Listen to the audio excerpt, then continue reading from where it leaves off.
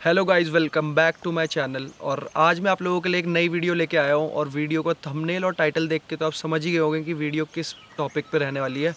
और आज हमारे साथ जुड़े हैं देवांश सामंत, जो कि एक ऑफ रोड राइडर भी हैं और पिछले कुछ टाइम से हीरो एक्सपल्स ओन करते हैं।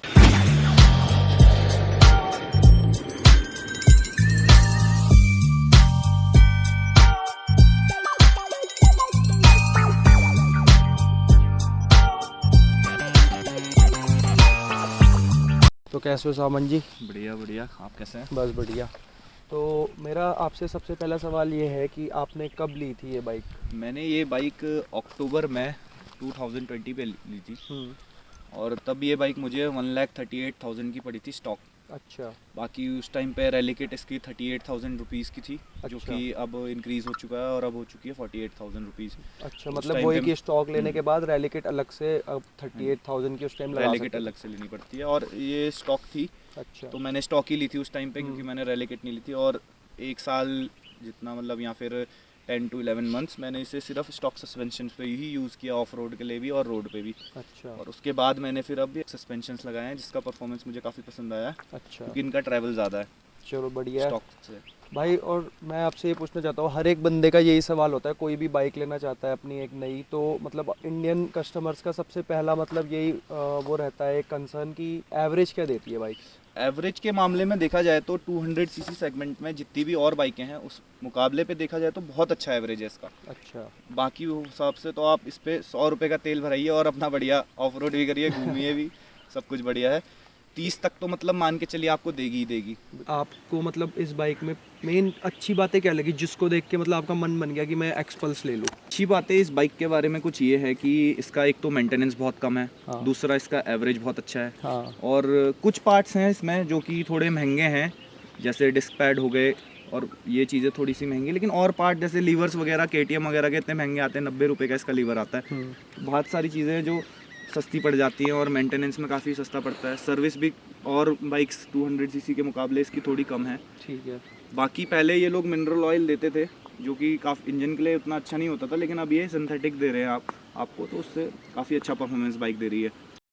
ऐसा भी होगा कि कुछ बातें आप इतने टाइम से चला रहे हो तो आपको नेगेटिव्स भी लगे होंगे इस बाइक के, कि इसमें मतलब आपको कुछ प्रॉब्लम या कोई भी चीज़ आप जो चाहते हैं कि कंपनी सुधार सकती थी या बाद में सुधारा हो आपके लेने के बाद, क्योंकि नए मॉडल भी आए हैं, 4V भी आ गया है, सु, तो मतलब नेगेटिव्स बताओ इसके। सुधार तो वैसे तो देखा जाए तो काफ़ी अच्छी बाइक है, राइडिंग एक्सपीरियंस इसका काफ़ी अच्छा है, आप अगर इसको ले जाओगे तो बहुत बढ़िया चलेगी। हाँ। पर कुछ पॉइंट्स है, जैसे वही, जैसे कि ये खुलती नहीं है ज़्यादा हाईवे पे, तो अच्छा। उस वजह से ऐसा लगता है कि हम पीछे, और जैसे आप राइड पे जाओगे अपने, जैसे R15 होगी या ऐसे हाँ टाइप की बाइक होगी जो कि 200 सीसी भी नहीं है, लेकिन वो आपसे ज़्यादा खुलेंगी और वो निकलेंगे, आप पीछे रह जाओगे तो आपको लगेगा थोड़ा हाँ। सा, तो इसलिए वो चीज़ें थोड़ी इसकी ख़राब है। बाकी इसका जो हेड है थोड़ा रेट्रो लुक दिया है। ज़्यादातर जो कस्टमर हैं इसके एक्सपल्स के, उन्होंने अपना हेड चेंज करवा के डर्ट बाइक्स का लगवाया है, हाँ। KTM हस्कवर्ना का, तो थोड़ा हेड इसका अच्छा दे सकते थे कंपनी वाले। बाकी तो बाइक काफ़ी बढ़िया है और कोई इसमें ज़्यादा दिक्कत नहीं है। अगर कोई बंदा इस बाइक को ले लेता है तो उसको मतलब सर्विस कॉस्ट क्या पड़ती है जो कंपनी में पे करके वो सर्विस कराएगा, या फिर कुछ भी मेंटेनेंस कैसी है इस बाइक की, जो बोलना मतलब जो मेरा क्वेश्चन है मेन यही है कि इसकी मेंटेनेंस का खर्चा अब तक आप कितना दे चुके हैं? मेंटेनेंस का तो इसका ज़्यादा खर्चा तो है नहीं। सर्विस कॉस्ट वैसे तो कंपनी लेने के बाद इसकी 5 सर्विसेज आपको फ्री प्रोवाइड करती है। हाँ। लेकिन एक बार वो ख़त्म हो जाए तो उसके बाद ऑप्शंस हैं जो आप ले सकते हो, जिसमें आपके एक्सटेंड हो जाएंगी फ्री सर्विसेज। अगर आप वो ऑप्शंस नहीं लेते हो तो 480 to 500 रुपीज़ इनके सर्विस चार्जेस है। बाकी इंजन ऑयल और जो भी आपका रिप्लेसमेंट होगा पार्ट्स का, अच्छा। वो बिल में ऐड हो जाएगा। और नहीं, पर सर्विस, मैं ये पूछना चाहता हूँ कि कितना पैसा मतलब एक सर्विस पे लग जाता है, कि ताकि क्योंकि हमें अपनी ऑडियंस को ये बताना है कि अगर वो लेते हैं तो कितना मतलब उनको लगभग सर्विस कॉस्ट पड़ जाएगी अगर अराउंड 1200 to 1500 सर्विस ये कॉस्ट, फ्री अगर सर्विस। फ्री सर्विस ना हो। अच्छा। अगर फ्री सर्विस हो फिर तो 500-600 रुपये।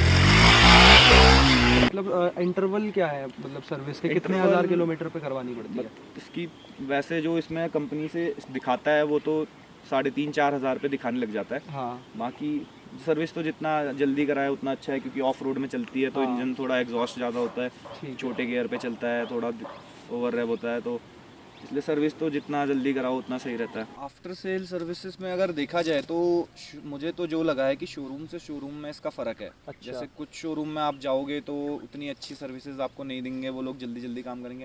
लेकिन आप सिटी के अंदर ही अगर किसी दूसरे शोरूम में जाइए, ट्राई करिए, तो कुछ शोरूम वाले हैं जो अच्छी सर्विस इसकी प्रोवाइड कर रहे हैं। ठीक है। जैसे देहरादून में ही है कुछ शोरूम जो अच्छी नहीं देते हैं, लेकिन कुछ हैं जो बहुत बढ़िया सर्विस दे रहे हैं। कई सारी चीज़ें ऐसी है जो आप ना बताओ वो तब भी ठीक कर दे रहे हैं, और कुछ ऐसे हैं जो कि बताने के बाद भी वो देख नहीं रहे हैं कि डिस्क पैड तुम्हारे घिसे हैं या नहीं, तुम्हें बताएंगे नहीं वो जब तक तुम खुद चेक करोगे नहीं। एक बात इन्होंने बहुत अच्छी बताई है कि मतलब ये कई बार और बहुत कंपनीज़ में ऐसा होता है कि शोरूम टू शोरूम भी आपका मतलब डिफरेंस हो जाता है सर्विस पे और चीज़ों में, आफ्टर सेल सर्विसेज पे। लेकिन और हाँ, मैंने जो हमने ये प्राइस बताया है ये भी हमारे देहरादून के उत्तराखंड के शोरूम का प्राइस है। बाकी ये सब अलग अलग सिटीज़ और अलग अलग स्टेट्स में डिफ़र कर सकता है। कि इसमें आपने रैली किट इंस्टॉल करवाई है, जी। तो पहली बात तो रैली किट लगाने के बाद और रैली किट के बिना जब आप चला रहे थे, दोनों में आपको क्या डिफरेंस महसूस हुआ? मतलब और मतलब अलग अलग बताना है आपको कि ऑन रोड पे भी आपको क्या डिफरेंस महसूस हुआ और ऑफ रोड भी जैसे आप करते हैं तो ऑफ रोड पे क्या आपको डिफरेंस महसूस हुआ with and without rally kit? Rally kit और स्टॉक सस्पेंशन में इसमें काफ़ी फ़र्क है, क्योंकि स्टॉक सस्पेंशन का ट्रैवल बहुत कम है इसके हिसाब से और इनका ट्रैवल बहुत ज़्यादा है, जिस वजह से ये होता है जैसे अब जो लाइट वेट लोग हैं उनको तो इतनी दिक्कत नहीं होगी, लेकिन मेरे जैसे जो हैवी लोग होंगे हाँ। तो उनके सस्पेंशन एंड कर जाते हैं। तो काफ़ी जगह ऐसी आती है जैसे सस्पेंशन वहाँ पे एंड हो जाते हैं तो फिर दिक्कत देते हैं।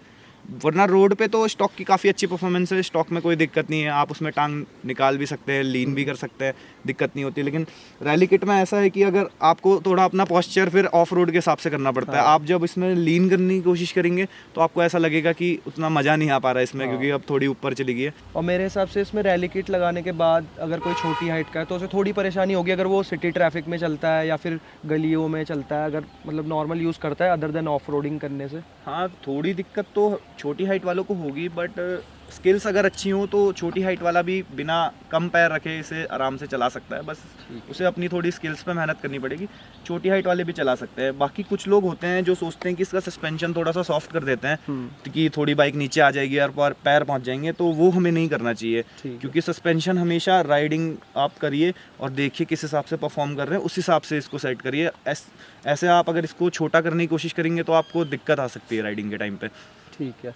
और इसमें आप बता रहे थे कि आपके ये तीसरा टायर है, कुछ 18 या 19,000 किलोमीटर आपकी गाड़ी चली है और ये आप तीसरा टायर डलवा चुके हैं। हाँ जी। तो आपने बताया था कि इसमें रैली किट पहले नहीं थी और ये स्टॉक थी और आपका वेट भी जिस तरीके से आप ठीक ठाक है, तो उस पर बैठने की वजह से क्या यही रीज़न आपको लगा कि सस्पेंशन थोड़ा हल्का था और इस वजह से टायर पे ज़्यादा जोर पड़ के वो टायर जल्दी घिस रहे थे हो आपके? सकता है ये भी, क्योंकि ट्रैवल कम है तो वो दब ज़्यादा रहे, ऊपर से थोड़ा उसका फ़र्क भी आ जाता है। बम्प्स वगैरह पे भी थोड़े स्टॉक वाले अच्छे से परफॉर्म नहीं कर पाते जैसे रैली किट वाले करते हैं, तो क्या पता उस वजह से भी थोड़ा ज़्यादा घिसता हो टायर। भाई यहाँ पे मैं देख पा रहा हूँ कि आपने एग्जॉस्ट इसमें इंस्टॉल करा हुआ है, तो मतलब एग्जॉस्ट लगाने के बाद कुछ फ़र्क आ जाता है बाइक में? क्योंकि मैं भी बाइक चलाता हूँ तो मुझे पता है कि हल्का फुल्का फ़र्क तो आता है, पर इस बाइक में कैसे फ़र्क आपको महसूस हो रहा है एग्जॉस्ट लगाने के बाद? और कौन सा एग्जॉस्ट है ये भी आप बताना, कितने का लगा है ये भी बताना।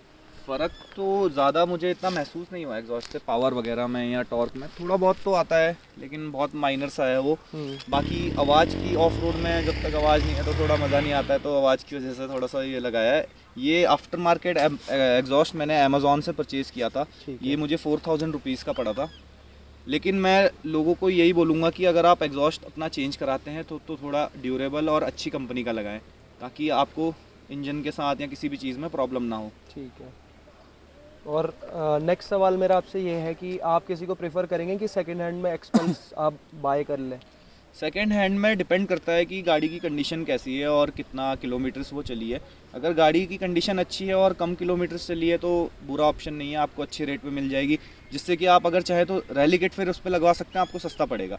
वैसे आप अगर नहीं लेते हैं तो काफ़ी ऑलमोस्ट 1,97,000 पे इस समय 4V जो नहीं है वो पड़ रही है। लेकिन अगर आप सेकेंड हैंड लेते हैं, आपके बजट में इतना नहीं है, तो आप सेकेंड हैंड लेकर के अच्छी कम किलोमीटर चली हुई आप रैली किट उसमें इंस्टॉल करके अपना ऑफ रोड कर सकते हैं। आपको पता होगा भाई, अभी एक्सट्रैक्स हुआ था कुछ टाइम पहले हमारे देहरादून में और आप भी गए थे और आपने वहाँ पे 4V चलाई, जो नई वाली एक्सपल्स है, एक्सपल्स 4V।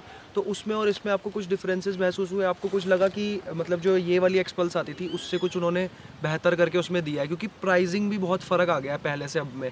जब आपने ली थी तब प्राइस बहुत अलग था और आज जो 4V आ रही है वो बहुत अलग है। तो क्या आपको लगता है कि वर्थ इट है कि मतलब उतने पैसे खर्च करके कोई नई वाली 4V ले ले, या फिर मतलब आपके क्या ओपिनियन है इनके इसके बारे में? ओपिनियन तो इसका ये है कि 4V में फ़र्क तो काफ़ी है देखा जाए तो अगर परफॉर्मेंस में, क्योंकि उसका इंजन में वाइब्रेशंस भी कम है और काफ़ी स्मूथ है, उसके गियर भी थोड़े अच्छे इसके मुकाबले अच्छे खुलते हैं, काफ़ी चेंजेस है 4V में, काफ़ी अच्छा परफॉर्मेंस उन्होंने इस बार दिया हुआ है।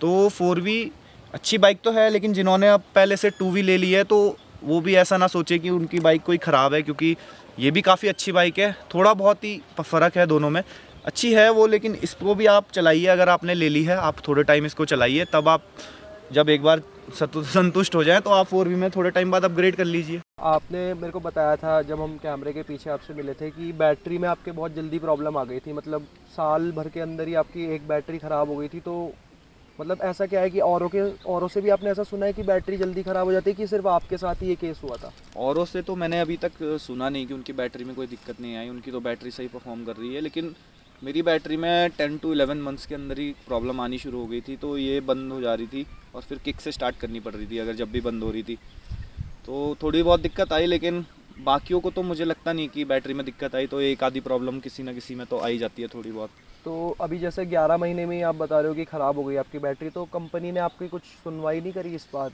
में? मतलब कंपनी ने ऐसा तो कुछ नहीं कहा, उन्होंने भी यही कहा कि आप आइए और हम नई बैटरी आपकी इंस्टॉल कर देंगे। तो उन्होंने मतलब रिप्लेस करके दी आपको बैटरी? रिप्लेस तो नहीं की, वो भी परचेज करने के लिए बोल रहे थे बैटरी को, नई अच्छा, बैटरी। तो मतलब नई बाइक पे भी बैटरी की कोई वारंटी नहीं नहीं, है? बैटरी की तो शायद नहीं है वारंटी जो पहले से आती है, पर आप आफ्टर मार्केट अगर बैटरी परचेज करते हैं तो उसमें 1 या 2 साल की आपको मिल जाती है वारंटी। ठीक है। और आपसे मैं ये पूछना चाहूँगा कि इतनी सारी बाइकें थी मार्केट में, वैसे तो इसका कोई और सब्स्टिट्यूट नहीं है अभी फ़िलहाल मार्केट में, लेकिन फिर भी आपने कोई और बाइक भी देखी थी, या सिर्फ आपके मन में पहले से ही था कि एक्सपल्स ही आपको ख़रीदनी है? बाइकें तो काफ़ी सारी अच्छी लगती हैं मुझे इंडियन रोड्स पे, जैसे अपाचे हो गई, KTM हो गई, ड्यूक। लेकिन कुछ टाइम पहले मैंने जब ये एक्सपल्स नहीं आती थी तो इम्पल्स चलाई थी। हाँ। उसे मैंने रोड पे चलाया तो मैंने देखा कि काफ़ी अच्छी परफॉर्मेंस है और इंडिया की सड़कों के हिसाब से, हर चीज़ के हिसाब से काफ़ी अच्छी चल रही है। तो मैंने उस समय ऑफ रोड नहीं, यही देख के सोचा कि एक्सपल्स काफ़ी अच्छा मुझे रहेगी रोड पे। लेकिन धीरे धीरे जब मैंने चलाया, मैंने ऑफ रोड पे इसकी परफॉर्मेंस देखी कि ये अच्छा परफॉर्म कर रही है, तो फिर वही बस पैशन धीरे धीरे बढ़ गया और कहीं ना कहीं ऑफ-रोडिंग इसका करना शुरू कर दिया। आपको फ़ायदा ये भी मिलता है कि और बाइक्स के मुकाबले कि हमारी जो इंडियन रोड्स है वो इतनी अच्छी नहीं है, थोड़ी ख़राब है, कहीं खड्डे हैं, कहीं स्पीड ब्रेकर है, तो बाकी बाइकों में थोड़ी सी प्रॉब्लम होती है। लेकिन इस बाइक में सोचना नहीं पड़ता कि कहीं से भी आप उसे कुदा दो या हाँ चढ़ा जी, दो। ये तो इसमें है कुछ फ़ायदे कि इसमें आपको कोई भी गड्ढा या बम्प में इतना दिक्कत नहीं होगा जितना दूसरी बाइक में। पर ये है कि इस पे आपको सोलो पे ही अच्छा परफॉर्मेंस मिलेगा। अगर आप 2 लोग जा रहे हो तो पावर भी थोड़ी सी कम है बाकी बाइकों के 200 सेगमेंट में। भाई आप कुछ बता रहे थे कि इसके इंजन से रिलेटेड भी आपने 1-2 इशू फेस करे थे, तो वो क्या थे वो बता दीजिए, ताकि अगर कोई और भी ये प्रॉब्लम फेस करे तो उसके भी दिमाग में क्लियर रहे तो कि वो क्या कर सकता है जिससे उसकी प्रॉब्लम सॉल्व हो जाए। जब मैंने ये गाड़ी नई नई ली थी तो 2 से 3 मंथ के अंदर अंदर जो इसके यहाँ से इंजन ऑयल के रेडिएटर पे पाइप जाते हैं, क्योंकि ये ऑयल कूल्ड गाड़ी है, हाँ। तो यहाँ ये फट गए थे। इसमें एक ये वाला पार्ट होता है अंदर पे, यहाँ पे मोटा वाला, ये फट गया था। तो इसको मैं ले गया हीरो के सर्विस सेंटर पे, तो उन्होंने ठीक कर दिया था, मुझसे ज़्यादा कोई पैसे नहीं लिए इसके, तो इंजन की वारंटी पे इसको ठीक कर दिया था। बाकी कुछ टाइम बाद फिर दूसरी एक प्रॉब्लम आई थी कि ये चलते चलते बंद हो गई थी खट से, तो एकदम कुछ उसके बाद स्टार्ट नहीं हुई, कुछ भी नहीं हुआ। तो मैंने चेक करवाया तो इसका जो रॉकर्स होते हैं अंदर, जो टैपेट्स को खोलते बंद करते हैं, वो टूट गया था। अच्छा। तो फिर कंपनी वालों ने इसको कम से कम 5 से 6 दिन तक अपने पास रखा और उसके बाद मुझे रिटर्न कर दी, और उन्होंने सिर्फ गैस्केट के कॉस्ट लिए मुझसे, और वो सब चीज़ें भी उन्होंने इंजन वारंटी पे इसकी रिपेयर कर दी थी। सिर्फ 200 या 250 रुपये गैस्केट के जो होते हैं वो उन्होंने मुझसे लिए थे। इस बाइक के बारे में तो एक फ़ाइनल मेरा आपसे ये क्वेश्चन है कि आपने जो भी पैसे खर्च करे, आपको पैसा वसूल लग रहा है कि नहीं, और मतलब आप सेटिस्फाइड हो मतलब इस बाइक से पूरी तरीके से? सेटिस्फेक्शन तो इस बाइक से आप अगर ले रहे हो तो आपको पूरा मिलेगा, क्योंकि काफ़ी अच्छे रेट है इसके, क्योंकि हीरो कंपनी की बाइक है ये, लोग अपनी इंडिया की ब्रांड है, तो काफ़ी अच्छी परफॉर्मेंस भी है, कोई ज़्यादा दिक्कत नहीं है। अगर कोई दिक्कत खराबी आती है तो उसका कॉस्ट बहुत कम है सर्विस का और रिपेयरिंग का, तो आपको ज़्यादा दिक्कत आएगी नहीं। जैसे आप हिमालयन लेते हैं या KTM एडवेंचर लेते हैं तो आपको काफ़ी ज़्यादा अपनी Costing है। एक्सपेंसेस करने पड़ेंगे रिपेयरिंग और सर्विसेज पे। उस हिसाब से इसकी बहुत अच्छी मेंटेनेंस है और ऊपर से फन टू राइड है, कहीं से भी ले जाइए, कहीं ऑफ रोड ले जाइए, कहीं पे भी ले जाइए, कोई दिक्कत नहीं है उसकी इसमें। और इसके डिस्क पैड बस आप बता रहे थे कि थोड़े हाँ महंगे जी, जैसे मैंने अभी आपको बताया कि इसके जैसे लीवर वगैरह काफ़ी सस्ते हैं, लेकिन कुछ चीज़ें हैं जो महंगी हैं। जैसे इसके डिस्क पैड है, डिस्क पैड आगे और पीछे के 1250 रुपये के हैं, आगे का 1250 और पीछे का 1250। तो वो भी इसलिए क्योंकि इसमें निसिन के डिस्क पैड यूज़ होते हैं, ठीक है। जो कि इम्पोर्टेड होते हैं, इसलिए वो थोड़े महंगे हैं। वैसे तो आप आफ्टर मार्केट ले सकते हो सस्ते में डिस्क पैड, लेकिन अच्छा वही रहेगा कि आप जो कंपनी से होते हैं वही यूज़ करें इसमें। हाँ, और मैंने सुना है कि कुछ लोग इसमें मतलब अपाचे के यूज़ कर लेते हैं डिस्क पैड। हाँ जी, क्योंकि वो निसिन की ही उसमें भी कैलिपर आते हैं और इस पे ही निसिन के कैलिपर है। वो कॉस्ट उसकी थोड़ी इनसे कम पड़ती है, इसलिए लोग उन पे चले जाते हैं कि चलो वो वाले डलवा लेते हैं, सस्ते पड़ेंगे। वैसे तो इतना कुछ फ़र्क नहीं पड़ता, लेकिन बेटर वही रहता है कि अगर निसिन के आप ओरिजिनल यूज़ करिए कंपनी से लेके, तो वही बेटर रहेंगे। ठीक है। तो आज बहुत अच्छा लगा भाई, सामन जी से हमने इतनी सारी इन्फॉर्मेशन गेन करी और आप लोगों तक भी पहुंचा पाए, तो बहुत ही अच्छा लगा भाई आपसे बात करके। और मुझे भी काफ़ी अच्छा लगा और उम्मीद करेंगे कि जल्दी हम एक अच्छी सी वीडियो लेकर आएँ एक्सपल्स के ऊपर, जब हम ऑफ रोडिंग पे इसे कुदाएंगे। जल्दी बनाएंगे एक नई वीडियो जिसमें अच्छा कंटेंट होगा ऑफ रोडिंग का। उसमें लोगों को भी देखने को मिले कि हमारे यहाँ पे उत्तराखंड में ऑफ रोडिंग का क्या कल्चर है और मोटर स्पोर्ट्स को लेके बहुत ज़्यादा प्यार है। और लास्ट में मैं यही कहना चाहूँगा कि आपको देवान सामंत भाई का इंस्टाग्राम लिंक डिस्क्रिप्शन में मिल जाएगा, आप उन्हें फॉलो कर सकते हैं क्योंकि वहाँ वो अपनी ऑफ रोडिंग से रिलेटेड रील्स और पोस्ट शेयर करते हैं। और एक मैं शाउट आउट देना चाहूँगा, UK07 मोटर स्पोर्ट नाम से एक इंस्टाग्राम हैंडल है, क्योंकि वो हमारे यहाँ के उत्तराखंड के मोटर स्पोर्ट कल्चर को आगे तक पहुँचा रहे हैं। सभी के जो नए नए अपकमिंग राइडर्स हैं उनका टैलेंट शेयर कर रहे हैं वो उस पेज के थ्रू, तो उनको एक शाउट आउट है। और आप लोग भी अगर थोड़ा सा भी मोटर स्पोर्ट से प्यार करते हैं तो जाके ज़रूर उनको भी फॉलो करना। और मेरा इंस्टाग्राम लिंक भी आपको मिल जाएगा डिस्क्रिप्शन में। अब आप लोग बोलेंगे कि ये तब से इंस्टाग्राम ही बताता जा रहा है सारे सबके, तो हम इस वीडियो को यहीं पे ख़त्म करते हैं। अगर आपको अच्छी लगी हो तो लाइक और सब्सक्राइब ज़रूर कर लेना, और आपसे मैं मिलूँगा किसी ऐसी ही अगली वीडियो पे। तब तक के लिए बाय बाय, सी यू।